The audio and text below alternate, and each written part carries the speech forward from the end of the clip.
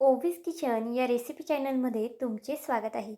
तर आज आपण चक्क गाजरामध्ये बेसन पीठ टाकून ना अतिशय वेगळी अशी रेसिपी करणार आहोत. ज्यांना गाजर आवडत नाही ना ते सुद्धा अगदी मुटक्या मारत ही रेसिपी खातील, इतकी जास्त भन्नाट ही रेसिपी तयार होते. खरं तर ही रेसिपी गोडसुद्धा नाही आहे, त्यामुळे ज्यांना गाजर आवडत नाही किंवा मग गोड पदार्थ आवडत नाही ना ते सुद्धा अगदी आवडीने खातील. आणि आता मार्केटमध्ये सुद्धा भरपूर प्रमाणात गाजरं आलेले आहेत, त्यामुळे प्रत्येकाने ही रेसिपी केलीच पाहिजे. अगदी झटपट बनणारी आहे, कमीत कमी साहित्यामध्ये तयार होणारी आहे. त्यामुळे हा व्हिडिओ संपला ना तरी तुम्ही लगेच बनवू शकता, इतकी जास्त अप्रतिम अशी ही रेसिपी तयार होते. आता बघा, इथे आपल्याला छोटी छोटी 2 गाजरं घ्यायची आहेत. आता ही रेसिपी ना मी 2 जणांसाठी करते, त्यानुसार इतकं गाजर पुरेसं आहे. पण जर तुम्ही जास्त लोकांसाठी करत असाल ना तर गाजराचं प्रमाण तुम्ही इथे वाढवू शकता. गाजर आपल्याला स्वच्छ अशी धुवून घ्यायची आहेत सुरुवातीला, आणि डायरेक्ट हे गाजर आपल्याला किसून घ्यायचं आहे. आता जर तुमच्याकडे बारीक किसणी असेल त्याने किसा, किंवा मग मोठी किसणी असेल ना अशा पद्धतीने त्याने हे गाजर किसलं तरी चालेल.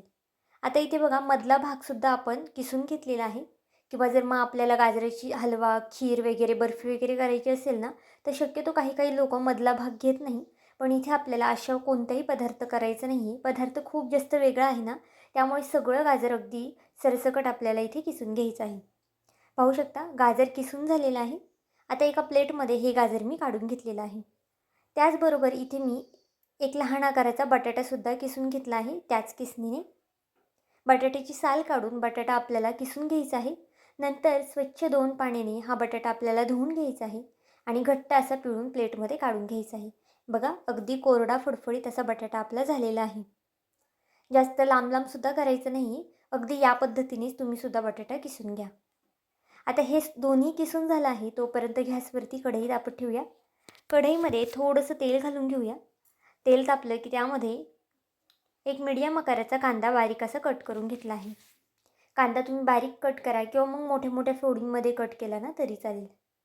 आता कांदा आपल्याला तेलावरती थोडासा ब्राऊन झाला ना की यामध्ये आपल्याला खोबरं घालायचं आहे. पाहू शकता, कांद्याचा रंग आता बदललेला आहे. आता यामध्ये आपण खोबरं घालून घेऊया. मी इथे खोबऱ्याचे काप घातले आहेत, पण जर तुमच्याकडे किसलेलं खोबरं असेल ना तुम्ही ते घातलं तरी चालेल. आता खोबरेसुद्धा तेलावरती अगदी गोल्डन रंग येईस्तोपर्यंत आपल्याला परतून घ्यायचं आहे. शक्यतो मीडियम गॅसवरतीच कांदा खोबरं भाजा, किंवा मग जर तुम्ही गॅस फास्ट केला ना तर मग खोबरं पटकनी करपू शकतं. त्यामुळे शक्यतो मीडियम गॅसवरतीच कांदा आणि खोबरं परतून घ्या. 5 ते 6 लसणाच्या पाकळ्या सोलून घातल्या आहेत. एक लहानसा तुकडा अद्रक घातलेला आहे आणि हे पुन्हा आपल्याला छान असं परतून घ्यायचं आहे. तर इथे पाहू शकता, 1 मिनिट भरासाठी मी इथे हे परतून घेतलेलं आहे. आता गॅस बंद करूया आणि मिक्सरच्या भांड्यामध्ये कांदा आणि खोबरं काढून घेऊया. आणि थंड झाल्यानंतर पाहू शकता, अगदी या पद्धतीने आपल्याला पाणी टाकून बारीक असं वाटून घ्यायचं आहे. आता वाटणसुद्धा तयार झालेलं आहे. गॅसवरती पुन्हा कढई ठेवली आहे. कढईमध्ये तेल टाकून घेतलेलं आहे. तेल इथे तुम्ही तुमच्या आवडीनुसार कमी जास्त करू शकता. पण इथे मी 2 ते 2.5 पळी इतपत तेल घातलेलं आहे. तेल तापलं की त्यामध्ये 1 चमचा मोहरी, 1 चमचा जिरं घालून घेऊया आणि काही सुके मसाले घालून घेऊया. मसाल्यांमध्ये अर्धा चमचा हळद, 1 ते 1.5 चमचा इथे मी लाल तिखट घातलेला आहे. 1 ते 1.5 चमचा बेडगी मिरची घातलेली आहे. बेडगी मिरची नसेल, नाही घातली तरी चालेल, फक्त बेडगी मिरचीने रंग खूप छान येतो आपल्या पदार्थाला. 1 चमचा किचन किंग मसाला आणि फोडणीला कोथिंबीर घालून घेतली आहे. आणि जे आपण वाटण करून घेतलं होतं ना ते सुद्धा यामध्ये घालून घेऊया. अजून आपण गाजर आणि बटाट्याचं नक्की काय करायचं आहे, किंवा त्याचं नक्की या रेसिपीमध्ये कुठे वापर करायचा आहे ना हे सुद्धा पुढे सांगणार आहे. त्यामुळे नक्कीच व्हिडिओ शेवटपर्यंत पहा. आणि हा व्हिडिओ तुम्हाला थोडा जरी आवडला असेल ना तर व्हिडिओला एक लाईक आणि सबस्क्राईब करायला विसरू नका. आता पाहू शकता, हे वाटण छान असं आपल्याला तेलावरती परतून घ्यायचं आहे. 3 ते 4 मिनटं तरी वाटण मी तेलावरती परतून घेणार आहे. पाहू शकता, वाटणाला छान असा रंग सुटलेला आहे आणि तेलसुद्धा बऱ्यापैकी सुटलेलं आहे. आता यामध्ये ना गरजेनुसार पाणी घालूया.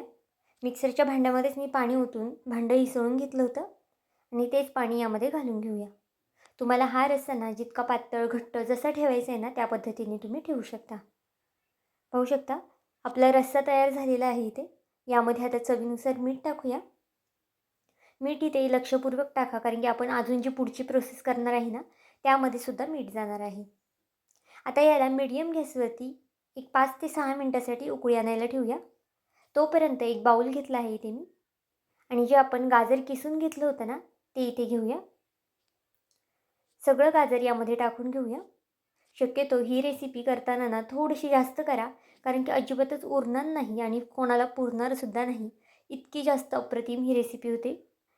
ज्यांना गाजर आवडत नाही ना, त्यांच्यासाठी तर आवर्जून करा, कारण की त्यांना कळणारसुद्धा नाही की या रेसिपीमध्ये आपण गाजर वापरलेलं आहे. पाहुणे-रावळे आल्यावर सुद्धा तुम्ही ही रेसिपी करू शकता, कारण की आपण नेहमी पनीरची भाजी, चिकन वगैरे करतच असतो. पण असं काहीतरी वेगळं नक्कीच करून पहा, त्यांनासुद्धा खूप जास्त आवडेल. यामध्ये किसून घेतलेला बटाटासुद्धा घातलेला आहे. भरपूर अशी कोथिंबीर घालायची आहे. अर्धा चमचा इतपत मी ओवा घातलेला आहे. ओवा थोडासा हातावरती क्रश करून घाला, म्हणजे त्याचा सुगंध खूप छान येतो. अर्धा चमचा जिरं घालून घेतलेलं आहे. जिऱ्याने सुद्धा या रेसिपीला छान असा फ्लेवर येतो, त्यामुळे आवर्जून घाला. जिरं नसेल तर जिरंपूड वापरली तरी चालेल. अर्धा चमचा धना पावडर घातलेली आहे. अर्धा चमचा लाल तिखट घातलं आहे आणि अर्धा चमचा इथे मी हळद घातलेली आहे. लाल तिखटाऐवजी तुम्ही हिरवी मिरचीचा सुद्धा वापर करू शकता. हिरवी मिरची इथे तुम्ही बारीक बारीक चिरून घाला किंवा मग ठेचून घातली ना तरी चालेल. चवीनुसार मीठसुद्धा घालून घेऊया आणि हे हाताने छान असं मिक्स करून घेऊया.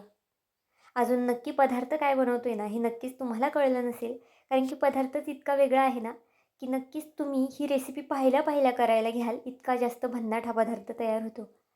आता यामध्ये ना आपल्याला बेसन पीठ घालायचं आहे. तुम्हाला जितकं बेसन पीठ लागेल ना, तितकं यामध्ये तुम्ही घालू शकता. जर तुमचं बटाटा आणि गाजरची क्वांटिटी जास्त असेल ना, तर तुम्हाला इथे बेसन पीठ जास्तीचं लागू शकता. पण इथे मी 1 बटाटा आणि 2 छोटे-छोटे गाजराचे तुकडे घेतलेले होते. त्यामुळे एक 4 ते 5 चमचे इतपत मी बेसन पीठ यामध्ये टाकलं होतं.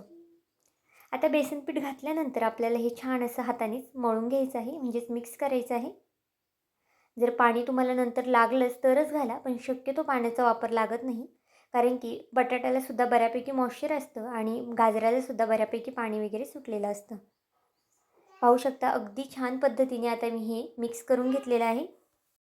जर तुम्हाला हे थोडंसं पातळ वगैरे वाटत असेल ना, तर तुम्ही यामध्ये बेसन पीठ वगैरे सुद्धा वाढू शकता. आणि यामध्ये तुम्हाला जर आवडत असेल तर अजून पालक वगैरे सुद्धा तुम्ही ॲड करू शकता. मेथी वगैरे ॲड करू शकता. तुम्हाला ज्या कोणत्या भाज्या आवडतील ना, त्या यामध्ये तुम्ही घालू शकता. गॅसवरती इथे कढई तापत ठेवली आहे. आता कढईमध्ये ना आपल्याला ही छोटी-छोटी भजी करून घ्यायची आहे. पाहू शकता इथे मी एक गठ्ठी अशी भजी टाकली नाही आहे. थोडीशी हातावरती अशी पसरून घेतली आहे आणि नंतरच सोडून घ्यायची आहे. ही भजी ना नुसती खायलासुद्धा अगदी अप्रतिम लागते. पण इथे आपण ह्या भजीची रस्साभाजी केलेली आहे ना, त्यामुळे त्यामध्ये सुद्धा तुम्ही सोडू शकता किंवा मग नुसती तुम्हाला खायला करायची असेल ना, तरीसुद्धा करू शकता. पण इथे ना आपण लगेच रस्स्यामध्ये सोडणार नाही आहे. ज्यावेळेस तुम्हाला जेवण करायला बसायचे ना, त्या अगोदर 1 ते 2 मिनिटं अगोदर तुम्ही ही भजी रस्स्यामध्ये सोडू शकता. जर तुम्ही अगोदरच गरम-गरम कालवणामध्ये टाकली ना, तर मग भजी खूप जास्त लूज पडू शकते. त्यामुळे शक्यतो जेवायला बसण्याच्या अगोदरच तुम्ही भजी कालवणामध्ये सोडून घ्या. आता बघा मीडियम गॅसवरती ही भजी आपल्याला तळून घ्यायची आहे. गाजर आहे, बटाटा आहे, त्यामुळे आपण भजीला अगदी छान पद्धतीने शिजवून घेणार आहोत. अगदी जास्तसुद्धा फास्ट गॅस करू नका, नाहीतर मग आतमध्ये गाजर आणि बटाटा कच्चं राहील आणि वरूनच भजी करपून जाईल. त्यामुळे बघा इथे मीडियम गॅसवरती भजी छान अशी तळून घेणार आहे मी.